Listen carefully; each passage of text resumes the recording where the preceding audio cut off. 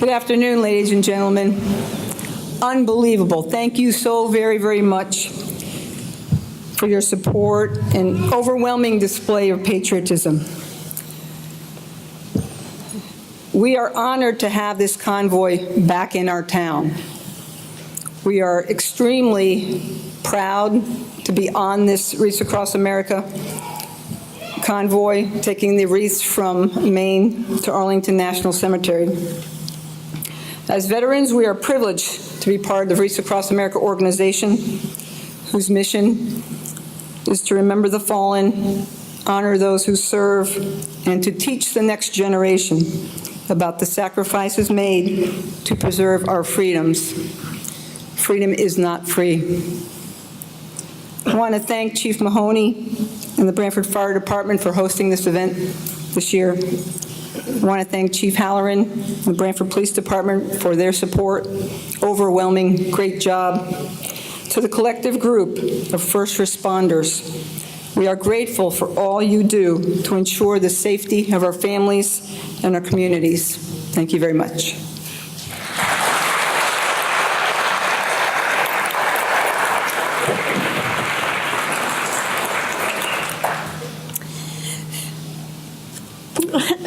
Please rise for the presentation of the colors and the national anthem. On your commands.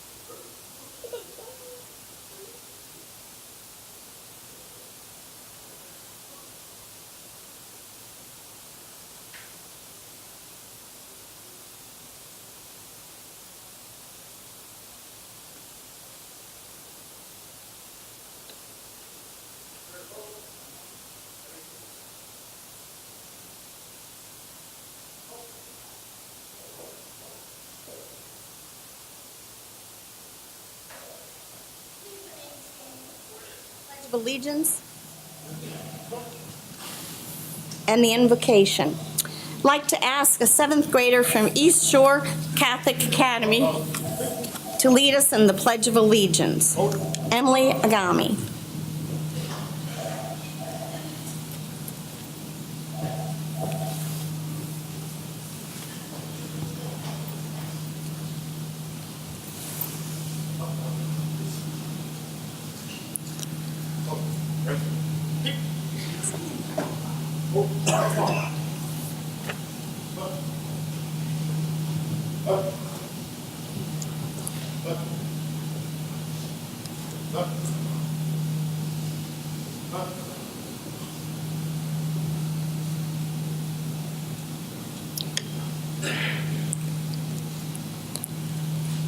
I pledge allegiance to the flag of the United States of America and to the republic for which it stands, one nation, under God, indivisible, with liberty and justice for all. I'd like to introduce Reverend Sharon Grayson for the invocation.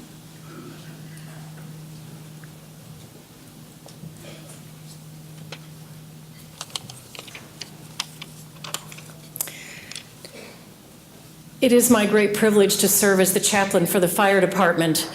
And in the many ways we clergy are called upon to serve our community.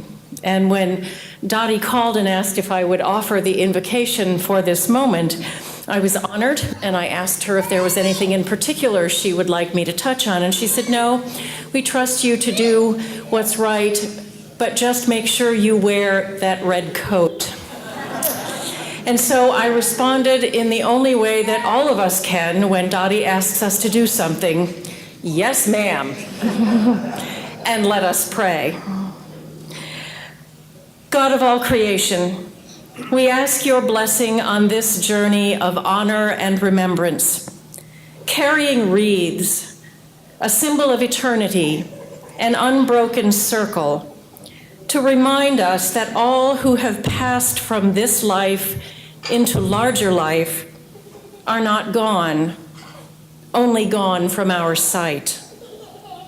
They leave behind their legacy of service, courage, and sacrifice. In this season of giving, we give to them the assurance of our gratitude and a pledge of faithfulness that they will not be forgotten, and that the grand ideals on which this nation was founded will be upheld in their name and for the generations yet to come. May they rest in the eternal blessing of your peace. We ask this in your holy name. Amen.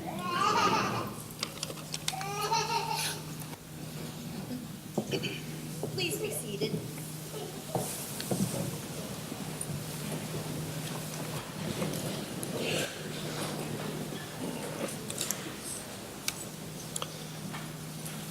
Welcome to Branford's Wreaths Across America ceremony for 2018.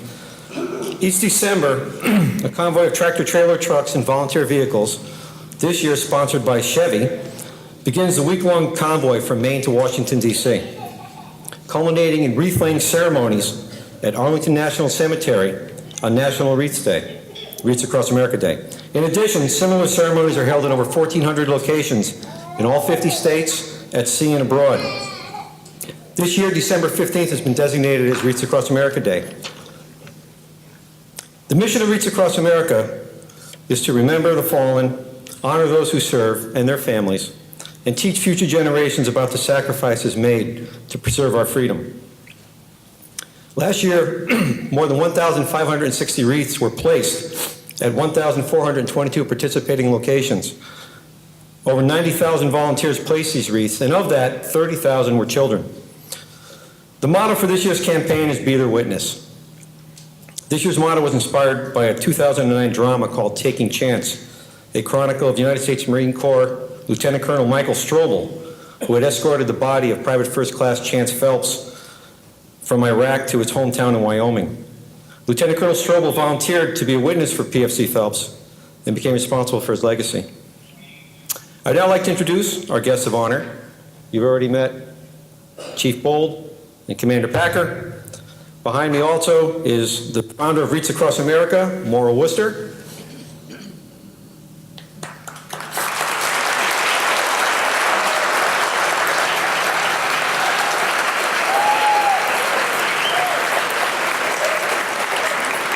Executive Director of Wreaths Across America, Karen Worcester.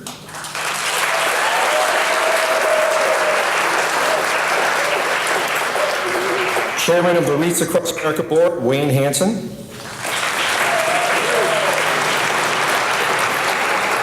Wreaths Across America Board member, Ann Hanson.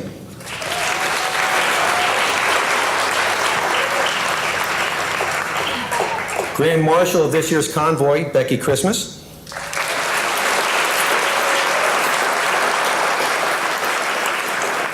And Branford First Selectman Jamie Cosgrove.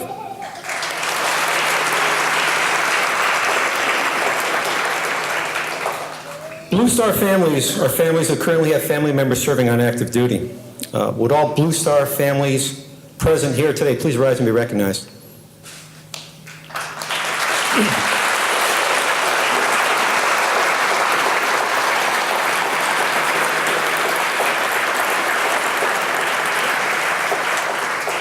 Gold Star families are those families who have lost family members while serving on active duty. We honor these families and we thank them for their sacrifices. Would all Gold Star families present please rise and be recognized?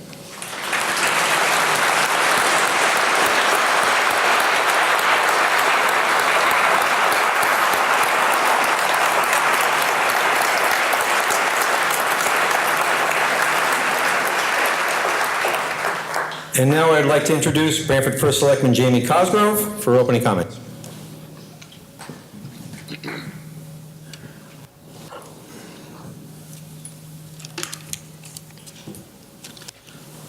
On behalf of the town, welcome to Wreaths Across America and all of those who are participating and observing today's ceremony. I want to thank the veterans and those who are currently serving, those who are here today and those who are not with us but across the world protecting our freedoms.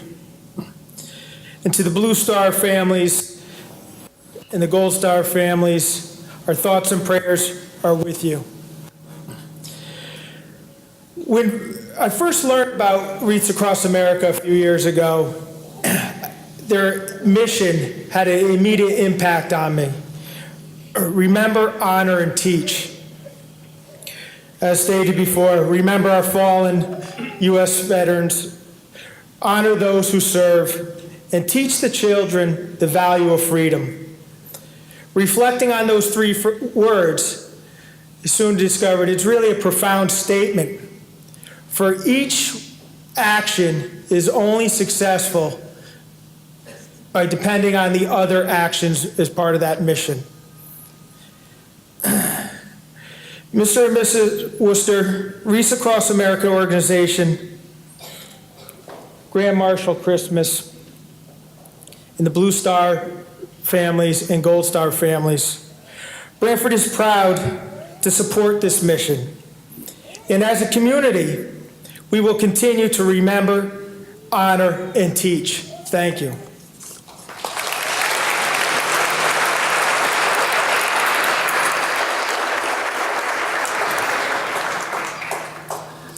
Remember, the first part of the mission statement. We remember the fallen. From the Revolutionary War to present Afghanistan, Iraq, and faraway locations, America's sons and daughters, fathers and mothers, sisters and brothers have answered the call of the nation. And as in every conflict, there are those that do not return. It is those heroes that we remember. I'd like to now introduce Corporal Jack Doherty, United States Marine Corps retired, who will conduct the missing man ceremony.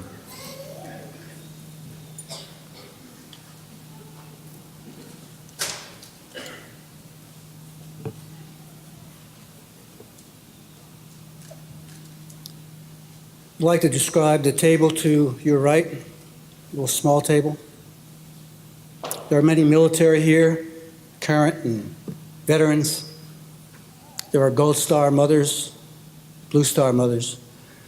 They're familiar with this table already, but there are many that are not in that group, or those groups, so I'd like to describe it. Each item on the table has a significance. The empty place represents either a servicewoman or serviceman that's no longer with us, but they are with us in spirit. The women and men of our military were very young when they were sent to war by our nation. Because they had before them their entire lives to live, all Americans should never forget our brave women and men who answered our nation's call and served the cause of freedom. As we begin this most solemn of ceremonies, please consider the sacrifices of both our military and their loved ones. Also, with the advent of far too many suicides in recent times, let us agree to increase our awareness of and maintain a heightened vigilance for that silent killer, PTSD.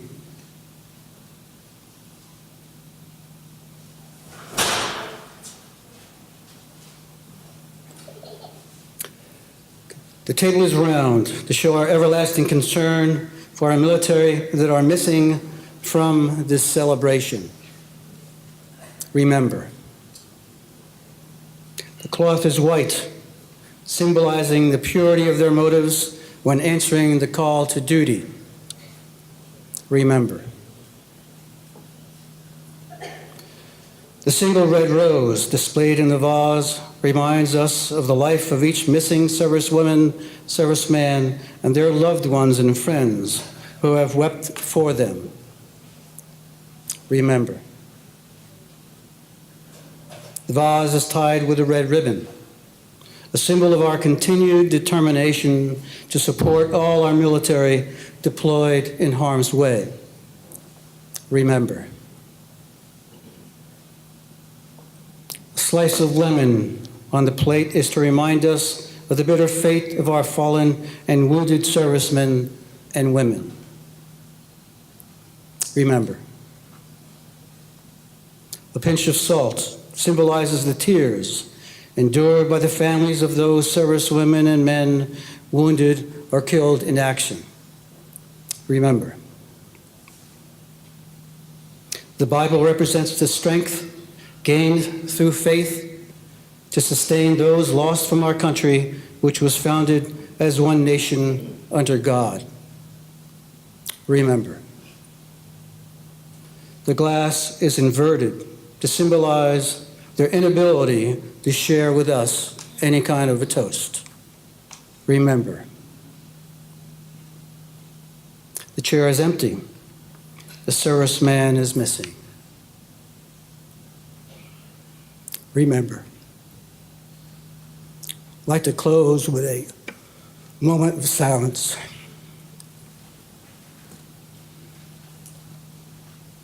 Thank you.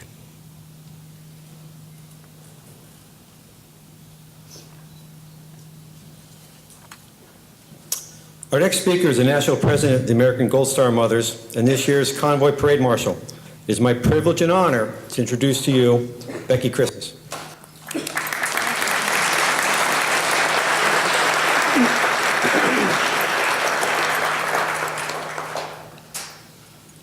Good afternoon. It's wonderful to see all of you here this afternoon.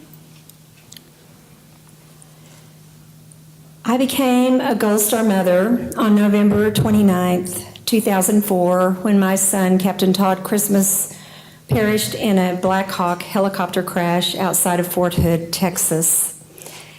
At the time, I really didn't know what a Gold Star mother was. But I had a Blue Star mother that continued to call me to check on me and encourage me to look at the organization of American Gold Star Mothers. And I can tell you that the day I joined this organization of American Gold Star Mothers, it changed my life. It gave me a positive mission.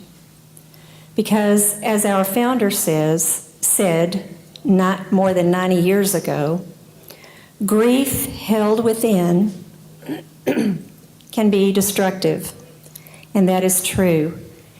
And the mission of American Gold Star Mothers is to support veterans, the families of the fallen, and our active military. We are the oldest Gold Star organization. Today, we have Gold Star mothers with us, Gold Star dads, Gold Star wives, and Gold Star family members. We're very proud to have so many of those along on this journey, along with our veterans who are volunteering for this journey.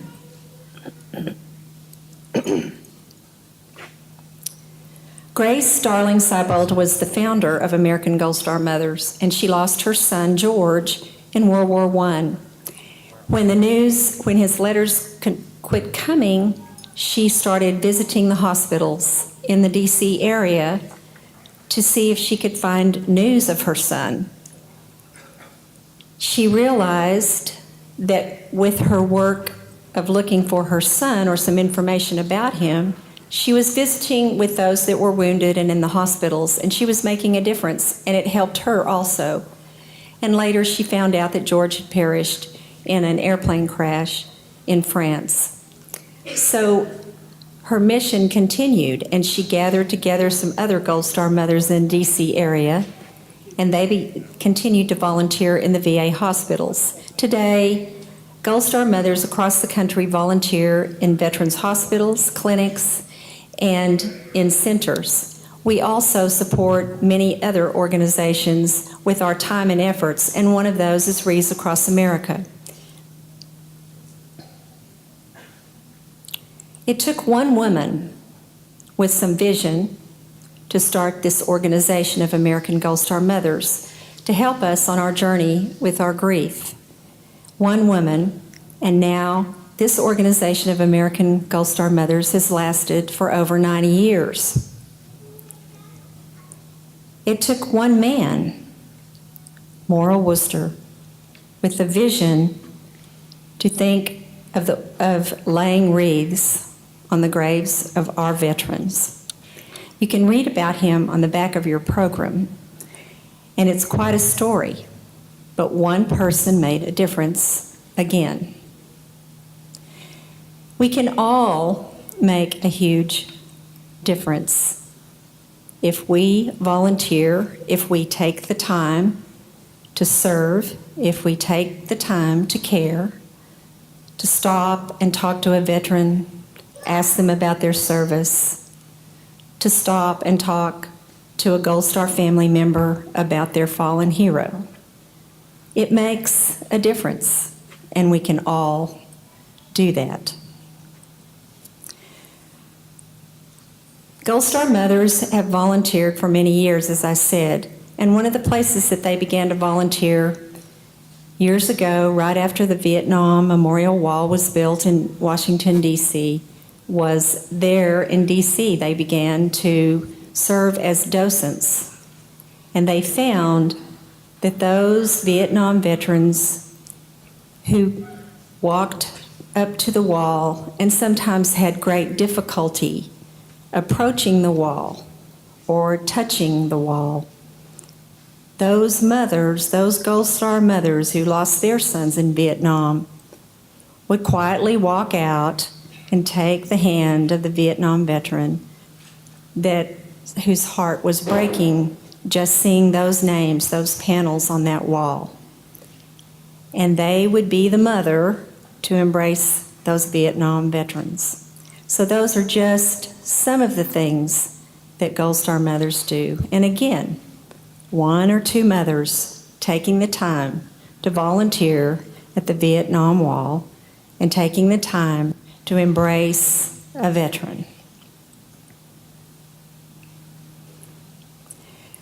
My son loved his service in the United States Army. He was proud to serve. I am proud that he served. Our family is a military family, many generations. We were very, very proud of him. He told me that he loved going to work every day, That gives me great comfort. I miss him every minute of every day. However, I am tremendously proud of his service and the service of all of our fallen heroes.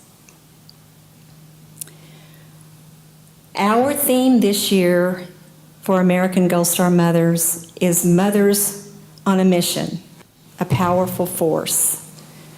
I believe we can make a difference. We have over 20 military suicides a day. They say 22. I think there's probably more. We are bringing awareness to this tragedy. Our organization is working hard to make this a focus of our nation. We help support service dogs, which helps tremendously with PTS and TBI. You can get involved in just these types of things as a volunteer, one person making a difference. I have 3 mothers who are on our American Gold Star Mothers National Board with me on this journey. This is my first time to be on this wonderful, meaningful, magical trip. And I have 3 mothers with me, 2 of whom have been along with me on this trip before. The first Vice President of American Gold Star Mothers is Mona Gunn, and I'd like to ask her to stand.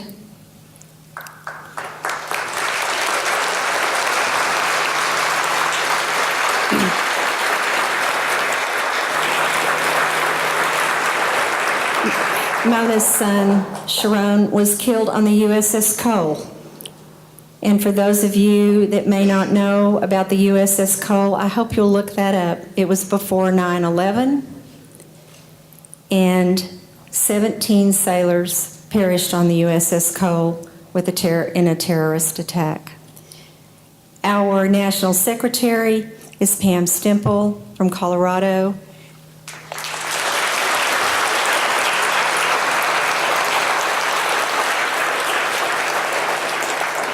Pam's son, Thomas, perished only 2.5 years ago. And our National Sergeant at Arms is Lorna Harris from Maine.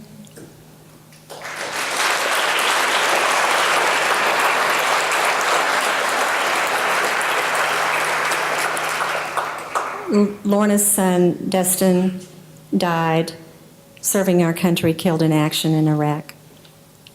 These women give me strength among all the other Gold Star mothers that I have met along my journey. I want you to know I'm just a mom. I'm just a mother from a little village in northeastern New Mexico. I live way out in the country.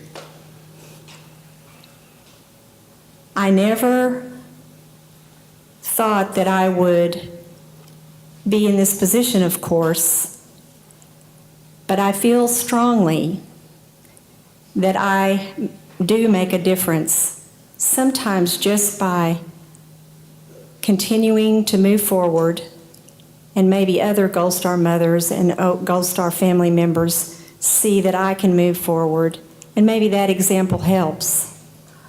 Or maybe somebody will see that I traveled all the way from New Mexico to join this great mission of Wreaths across America. Maybe they'll read about that. Maybe they'll see that a mother from a small place that nobody's really heard of came and made a difference. Maybe they'll see some of you in a picture laying a wreath and saying, maybe I should get involved in that. Just yesterday, as we were pulling out of the parking lot, a lady came up to the window of our car and said, "How can I help? What can I do?" We told her, get on the website, you can volunteer, you can join this next year. It means so much. You can do it. One person can make a huge difference in many, many ways. I thank you for being here. May God bless all of you, and may God bless America.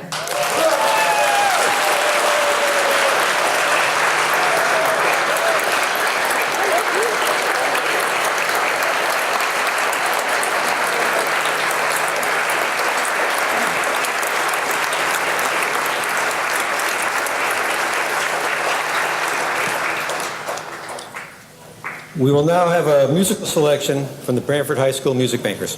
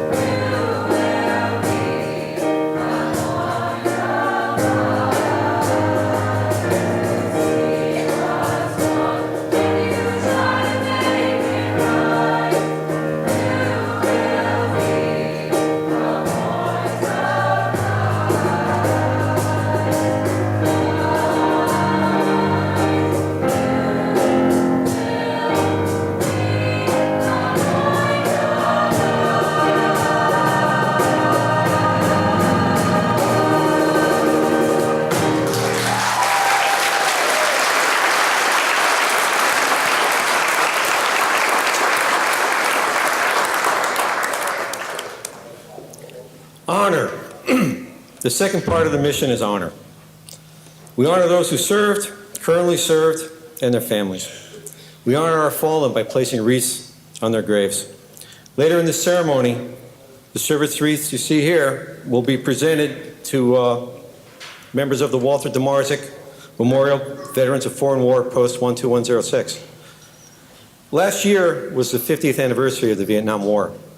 Last year at this same ceremony, Post 12106 received the wreaths on behalf of Wreaths Across America. We took those wreaths and we placed them on graves of Branford local residents who were KIA in Vietnam, but buried locally, and we were able to honor those. This year, our mission is going to be to locate and identify Korean War veterans, again, local veterans were killed in action in Korea and buried locally, and then placing the wreaths on their graves. That's our mission for this year. And again, the Branford High School Music Makers will perform for us one more time.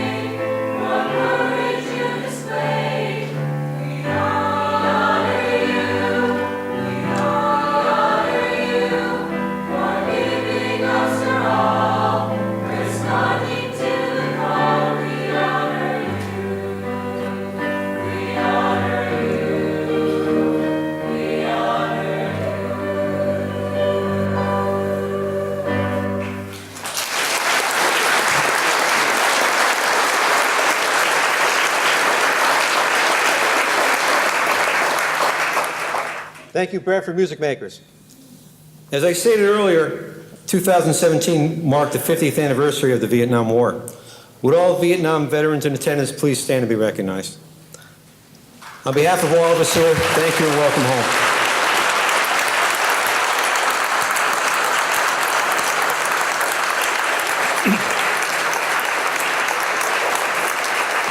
...2018 marks the 70th anniversary of the Women's Armed Forces Integrations Act. This act enabled women to serve as permanent regular member of the armed forces in the Army, Navy, Marine Corps, and Air Force. Would all women veterans in attendance please rise and be recognized?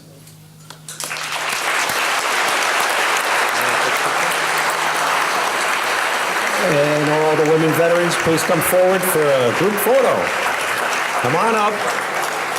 All the women veterans, come on up. They want a photo.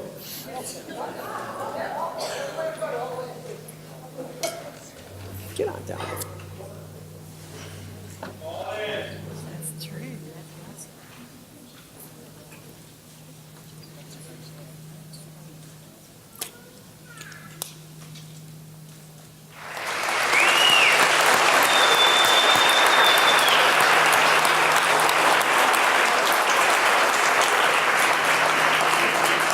We will now have a musical selection by the 102nd Army Band of the Connecticut Army National Guard.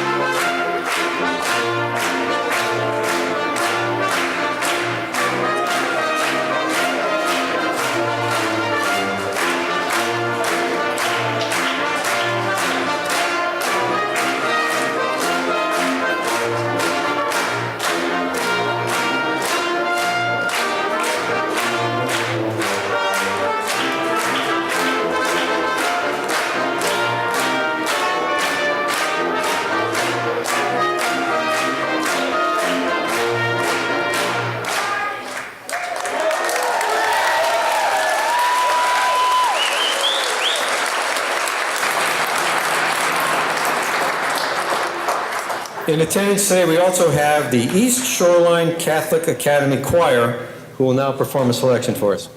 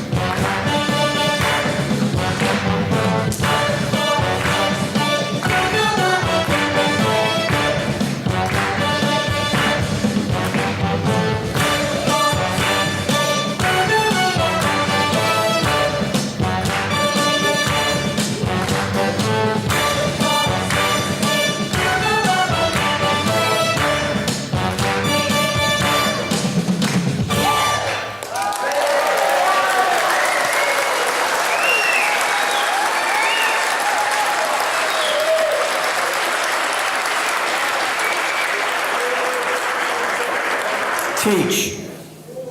The last part of the mission is to teach. Wreaths Across America touches the lives of thousands of school, scout, civic, and religious groups across the country. They are committed to teaching younger generations about the value of their freedoms and the importance of honoring those who have sacrificed so much. Wreaths Across America provides curriculum at the middle school level and below to allow youth to participate in the efforts and to assist educators in this mission. I'd now like to reintroduce Emily Agamy, from the East Shoreline Catholic Academy, who will read her Flag Day essay. Why do I honor the American flag? Why do I stand every day to pledge allegiance to the flag? I ask myself every morning, what is the purpose of today? Some may say it's to build a better tomorrow. Others may say it's to continue what we started yesterday. I say it's to give back to those who grant us the gift to have another day in a country of true freedom.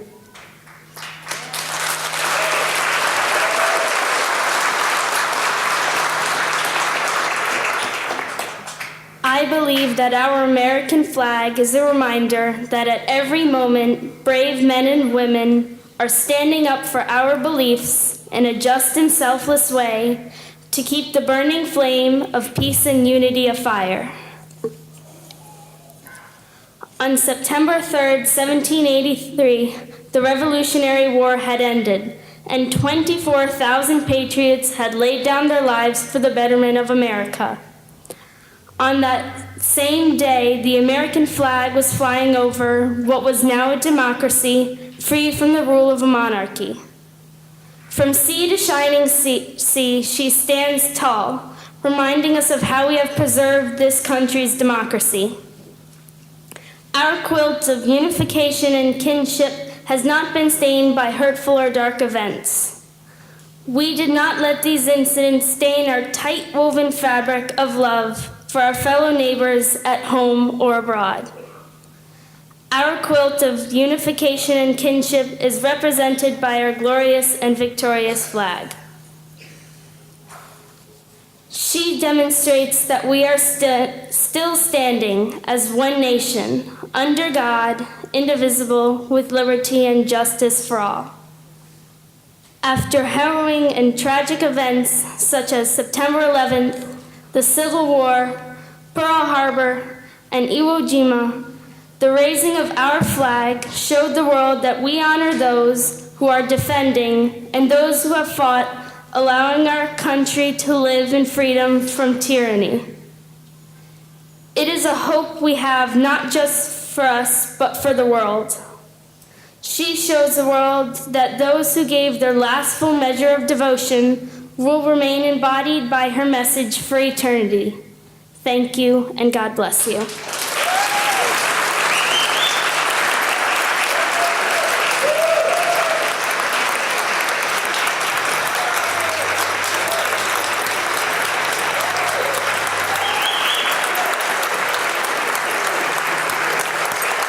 You see the wreaths here in front of the podium. And you may be asking, what is a veteran's wreath? If you saw the convoy coming in, why does that truck say veteran's wreath on it? What is a veteran's wreath? While I was doing some research for today's program, I came across the meaning and symbolism of each of these wreaths, and I'd like to share that with you. The wreath is a symbol of honor, respect, and victory. Each wreath is made up of 10 balsam bouquets, which represent the 10 special qualities that veterans embody. The qualities are faith, love for each other, strong work ethic and character, honesty and integrity, humility, selflessness and modesty, ambitions and aspirations, optimism for America, concern for the future, pride in their duties, and lastly, hopes and dreams that did not come true but left them with no regrets. These wreaths are evergreens representing longevity and endurance. The red bow represents their sacrifice. The forest scent represents purity and simplicity, and the circular shape represents eternity. When put together, we get these lovely wreaths and a way of honoring our dead. We will now have the presentation of the wreaths. For the United States Army, Elliot Hastings, Specialist 4th Class, U.S. Army, Vietnam, and Commander of VFW Post 12106.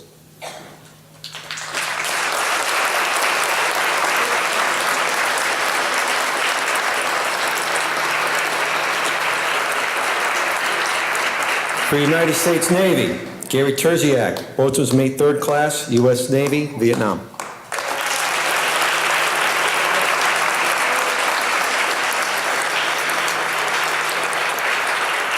For the United States Marine Corps, Roy Dunn, Corporal, U.S. Marine Corps, Vietnam.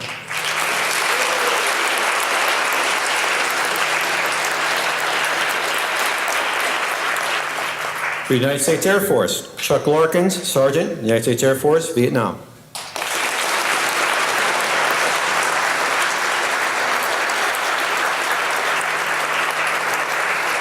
For the United States Coast Guard, Jack Siepel, Specialist 4th Class, United States Army, Vietnam.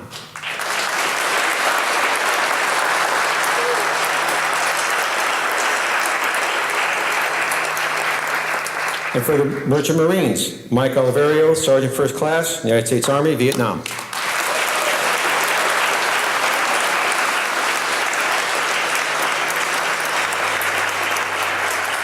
Receiving the POW MIA wreath, Bill Savastano, Specialist 5th Class, U.S. Army, Vietnam.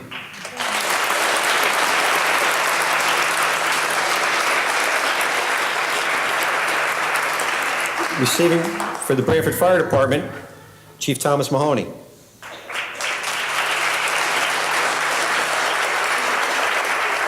There he comes.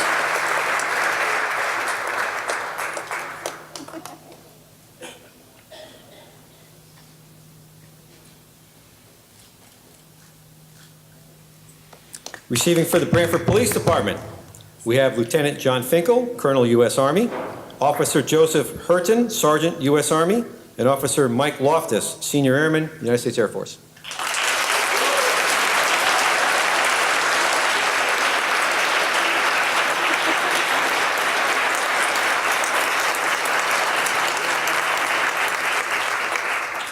And for Branford High School, Mr. Sal Zera.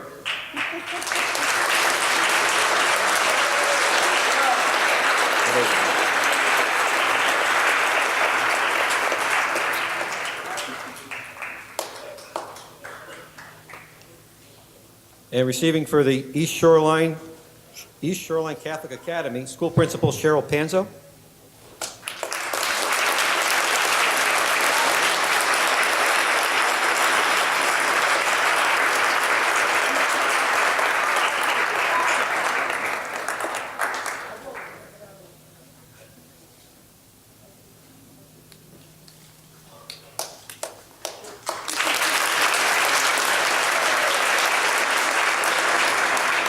I now have the pleasure of introducing to you Walter Intermediate School 5th grader Juliana Barros, who will read her Veterans Day essay.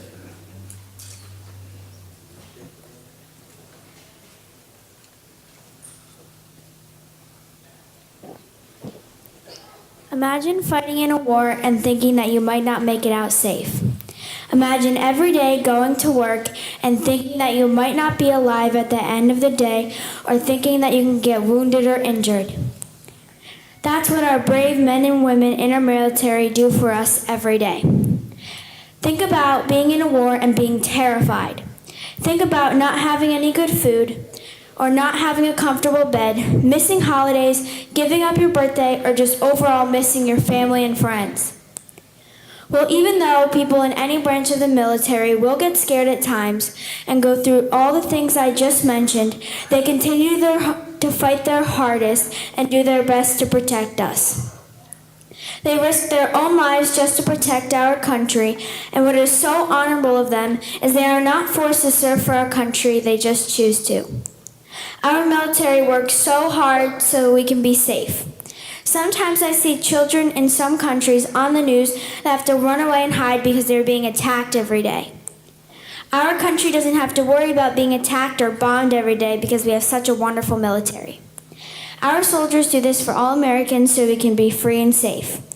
I wish that if I had the chance, I could say thank you and hug each and every person that is serving for our country or someone who has served.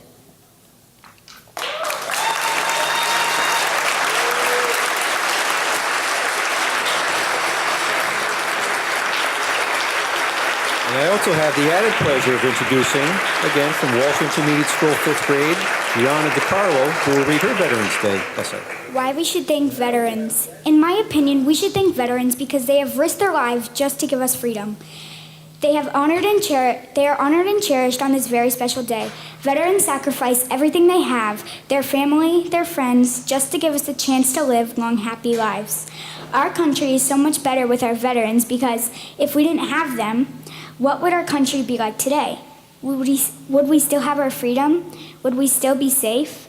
Even though some of our veterans are no longer with us, they still deserve to be honored and thanked. The ones that are still with us, thank you for your service and everything that you have done for our country. No matter if you've stopped serving or if you still are, thank you.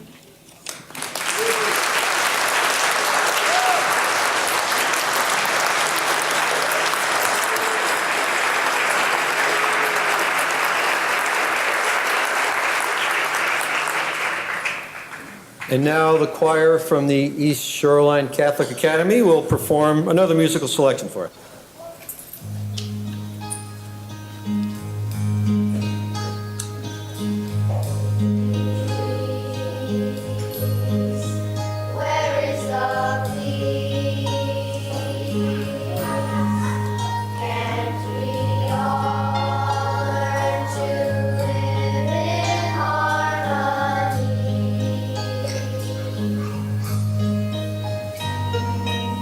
Ah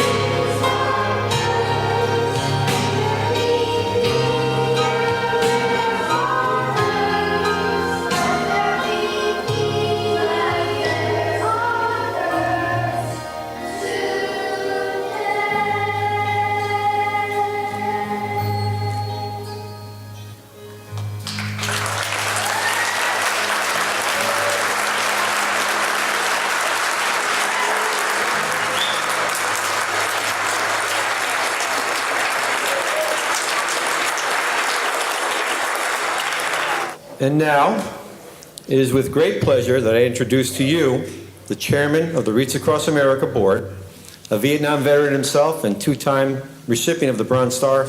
Please welcome Mr. Wayne Hansen.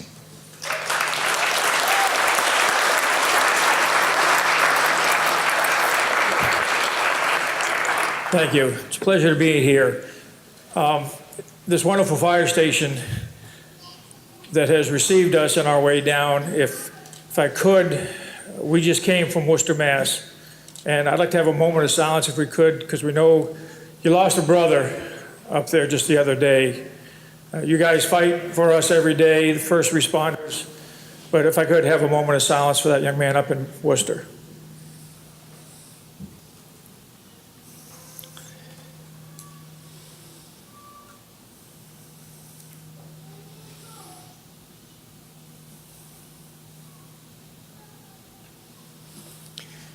Thank you. I do that. My dad was a firefighter in Concord, New Hampshire, and up in Lincoln, Maine, so we kind of tie together. Remember, honor, teach. I don't think we have to worry about the teach aspect here in Branford. These young men and women certainly understand what it is, and in fact, in teaching, young girl over there with her, looks like she had a bad wrist. She taught me some fancy moves when she was doing that first song up here. So when I go back home, I got some moves to show. So she taught me something. Probably some of you don't know, one of the songs they had mentioned Normandy. I don't know if everybody knows it or not, but on December 1st, for the first time, Wreaths Across America was able to cross over the pond and place some 9,387 veterans' wreaths on the markers of our fallen veterans over at Normandy.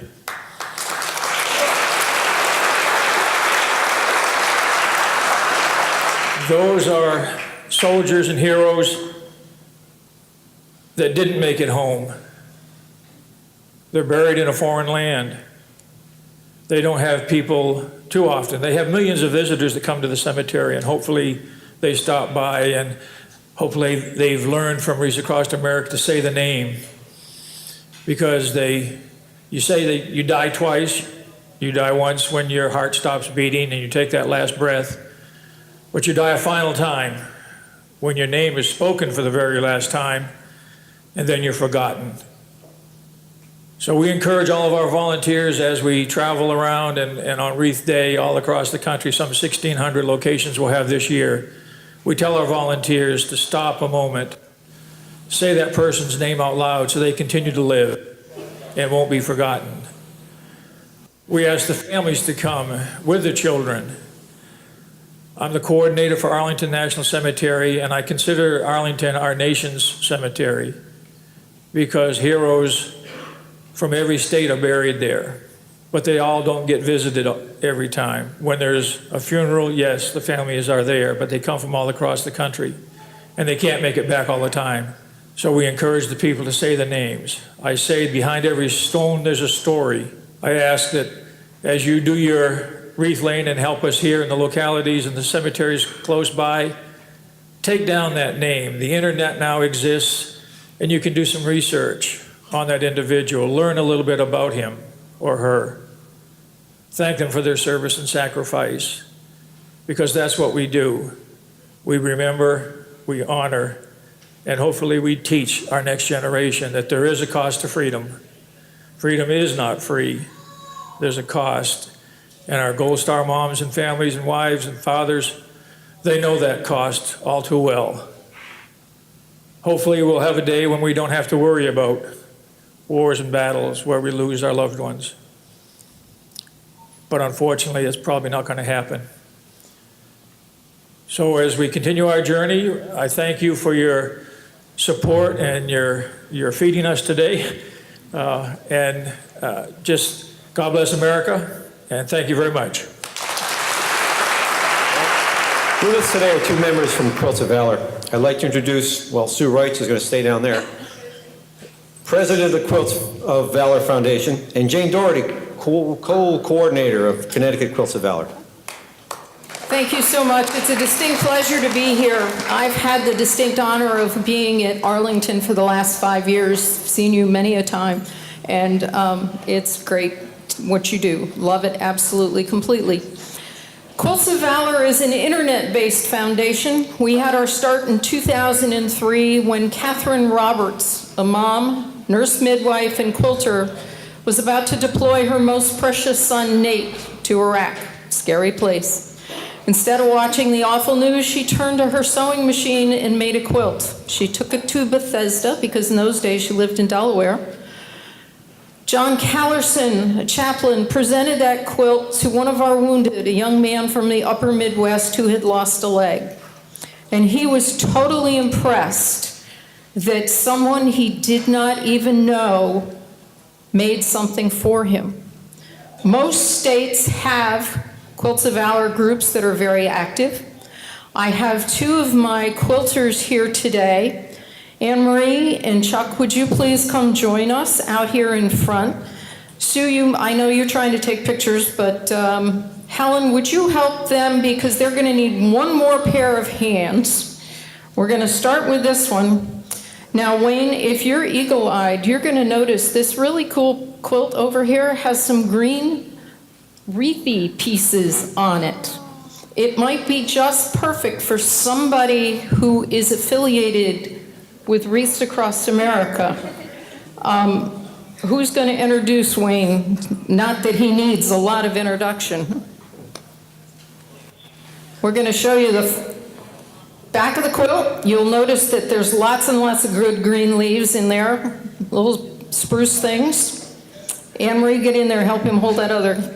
Helen can hold a pillowcase, and there's a letter in there that tells you a little bit about our story. You may want to step back just a scooge, Wayne, because this is got a top and a bottom. So let Chuck take the top, because he's nice and tall. There you go. Isn't that gorgeous?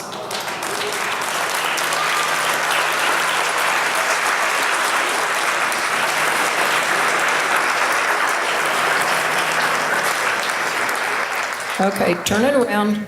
Wayne, back up to the quilt and look out at everybody. And you two do what you do so very, very well. This is how a Quilt of Valor is installed. You gotta hug everybody, Wayne.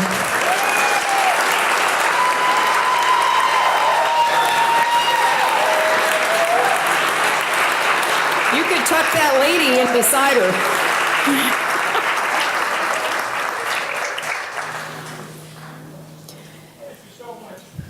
In the 15 years that we've been doing this, we have had the pleasure and honor of wrapping over 200,000 of our service people and veterans.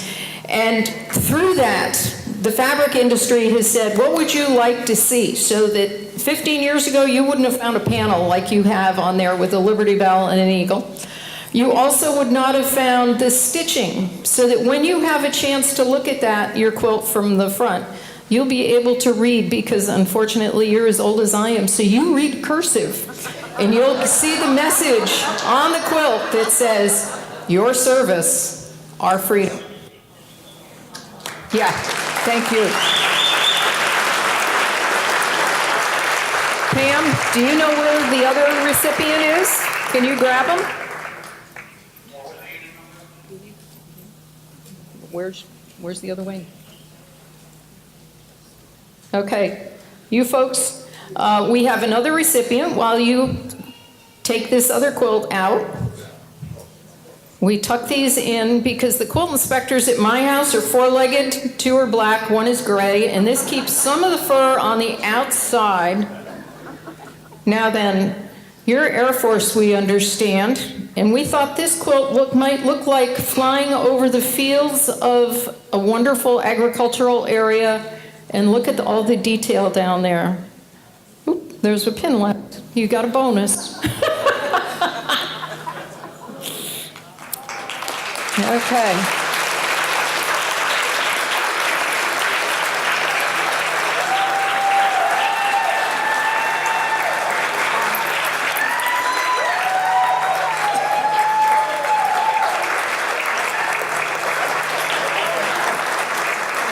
Isn't that true? Okay, because Hang on to your quilts, guys. If you would stand together so people can take pictures of your smiling faces and the quilts. Anne Marie, get in there. You're the quilt maker. Wayne Hanson, Chuck is your quilt maker, and Wayne Merritt, Anne Marie is your quilt maker. Now then, gentlemen, would the two Waynes please turn around and look at me? Yeah, gentlemen, these come with threads attached. You have very strict orders, finger shaking orders that come with these quilts. They go in your favorite place. You are to use them. You can use the pillowcase to get them home, but once they're home, they get installed in your favorite places. The folks you love, be they tall or small, are allowed on or under your quilts with you, as are four-leggeds. And if you are sharing your snack with your quilt because your favorite team did something stupid, they've been washed before they came to you, toss them in the washing machine, cold water, and get them back in use. Use your quilts, and look out, here I come.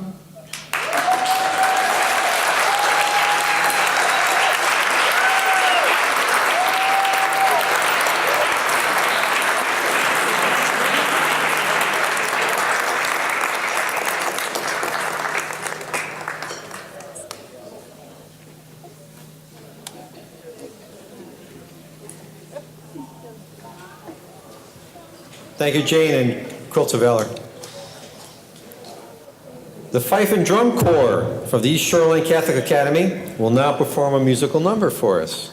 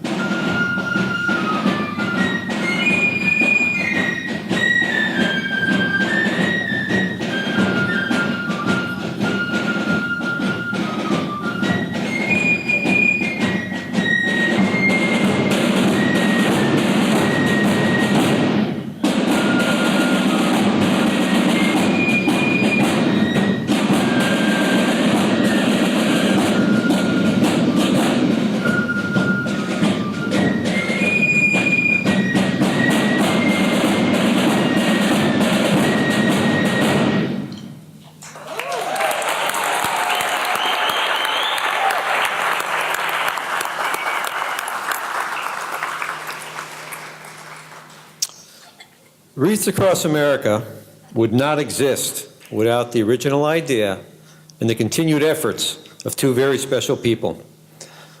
Please join me in welcoming the founders of Wreaths Across America, Merrill and Karen Worcester.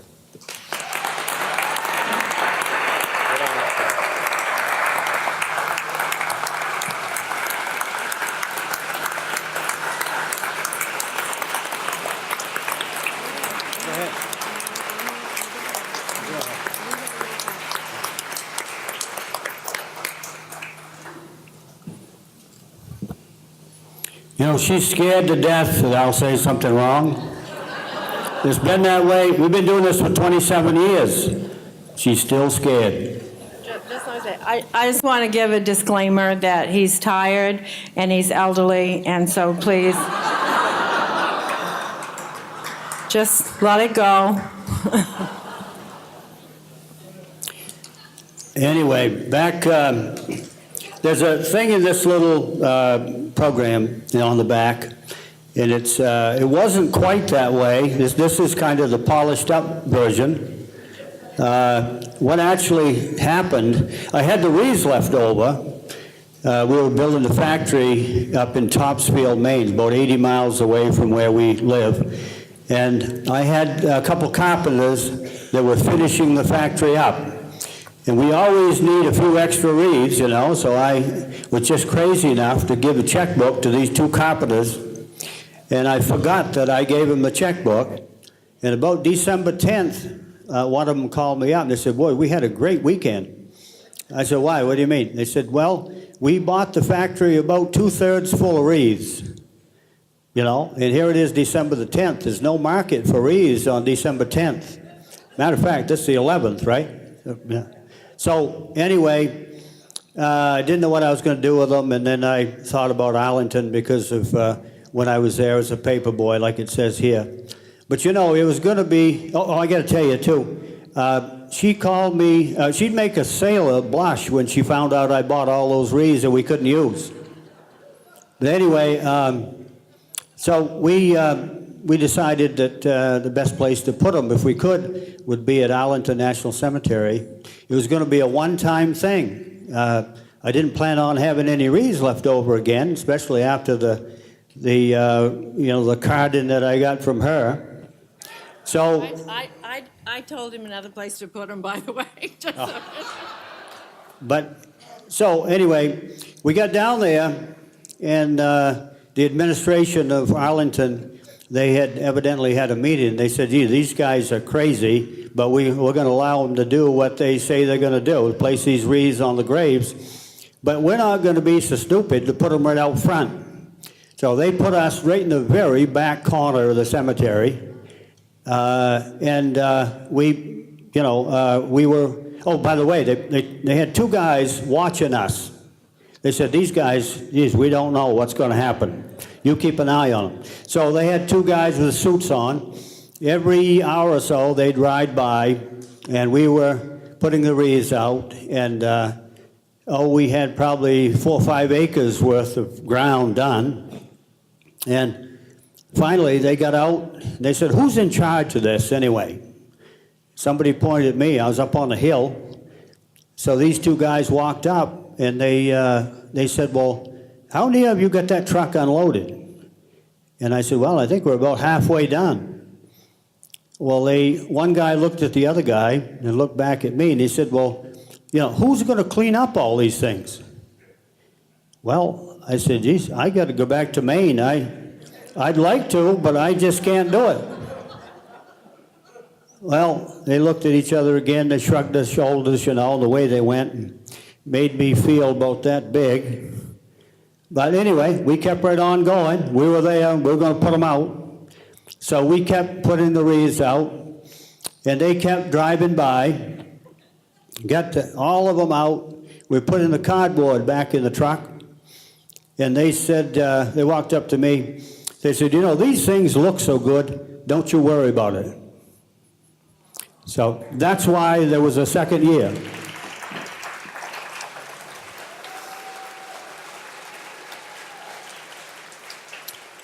Then and we did, so I came back home. Karen, I don't let her go anywhere. You know, she stayed home. We were still, you know, we still had a little mopping up to do with the rest of the wreath season and so on. And somebody's got to do the work. I went down to Washington, somebody's got to do it, right? I told her, I said, that was so nice that we're going to continue to do that, you know, as long as we can. And here we are, 27 years later, still doing the same thing.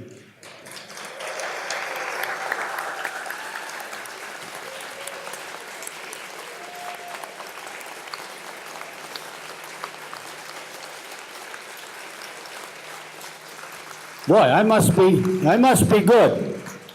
I'm getting these standing ovations and everything else. Wow, you're not going to get that, I'll tell you that. But anyway, so 27 years later, we're still doing it. But you go, oh, and by the way, the next 14 years, we did it 5,000 wreaths a year. On the end of our season, we'd make a special 5,000 wreaths. We didn't have them left over anymore. We made them specially for Arlington, and we took them down and placed them on the graves. So, but then if you look ahead to 2006, I think it was, is if you look at this program, that little picture is a photograph that was taken by a guy from the Pentagon that was over to Arlington just walking around. He happened to run across the area that we'd placed the wreaths, and it had snowed probably 2 inches. That's on the picture, as you can see. And then he put that on the internet. And it just shows you the power of the internet. you know, that it went around the world. And you know, you wouldn't believe the emails that I got. By the way, I've only sent one email in my life.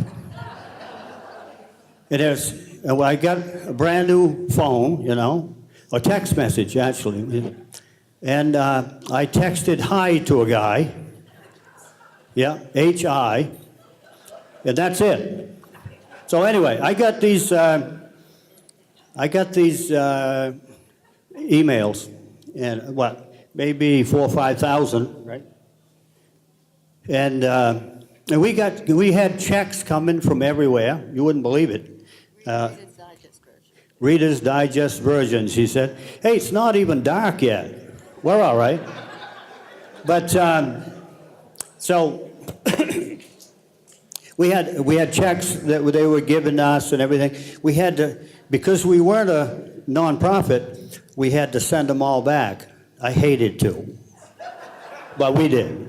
So, and then, no, it went on so that now there is Wreaths Across America. Back then, it was the Arlington Wreath Project, we called it.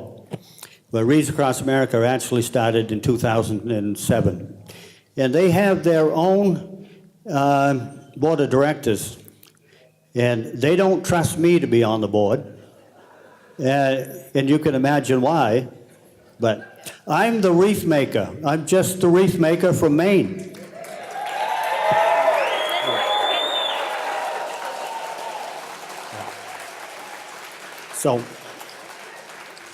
So anyway, and by the way, they have a board of directors that are made up of 18 members. Wayne, right here, Wayne Hanson is the chairman of the board. You can see how hard up they are. No, Wayne is extremely good, he really is. But they're made up of people. Whoa. This board they have is made up of, like I say, 18 members. And they're from all over the United States, professional people, military people. They really know what they're doing. They really do. They don't take anything from me. Again, I'm just the wreath maker, but I'll tell you one thing, I'm damn good at it. Wait just a minute. So,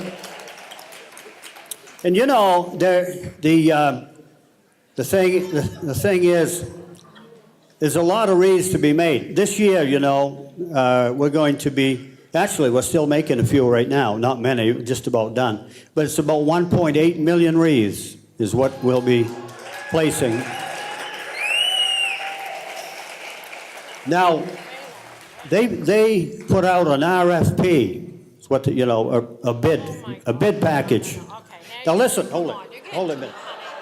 And hold it, just a second. Gee, man. But anyway, they have these specs that I have to meet. It has to be a wreath made from Maine balsam. It's got to weigh 3 pounds at least, or thereabouts.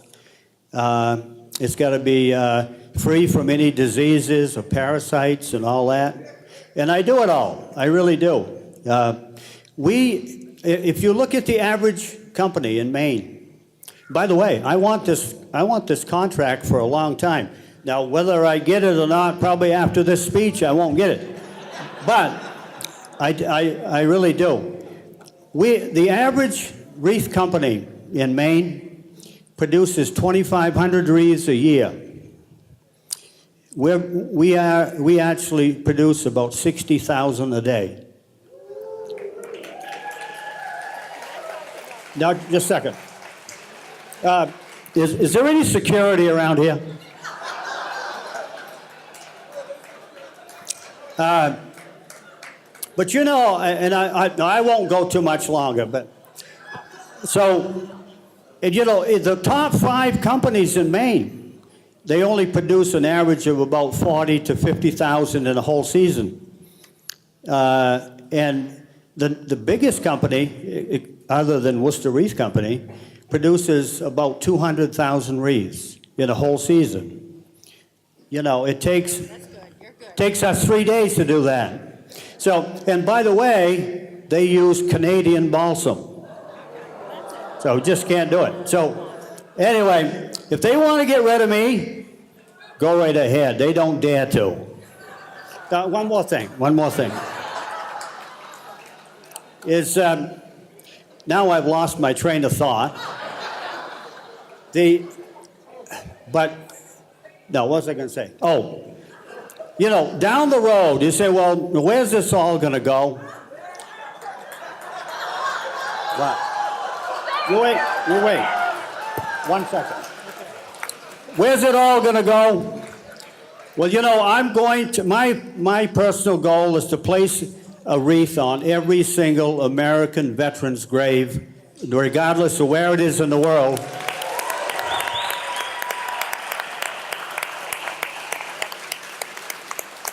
Every year. We're going to do it every year. So, this officer, as you can see, is bigger than I am, and I better give it up.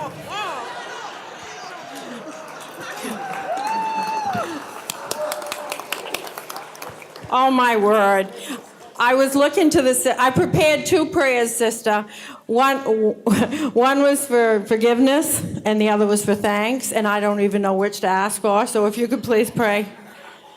Okay, I have nothing to say other than that. I really don't. People that know me, I'm never at a loss for words. But anyway, thank you for having us. This has been an incredible stop. And the best thing for me is to see all the kids. And I know we have to get on the road.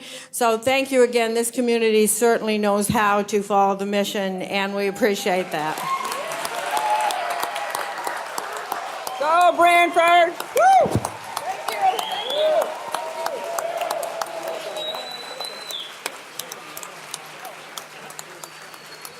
This concludes the 2018 Wreaths Across America ceremony.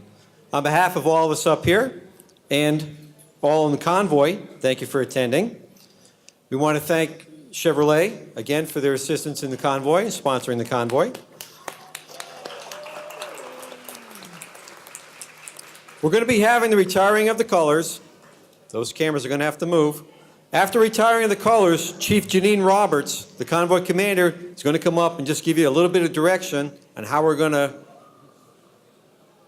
leave the place. The convoy is going to pull out. We're going to be in their way, so just listen to what she tells you.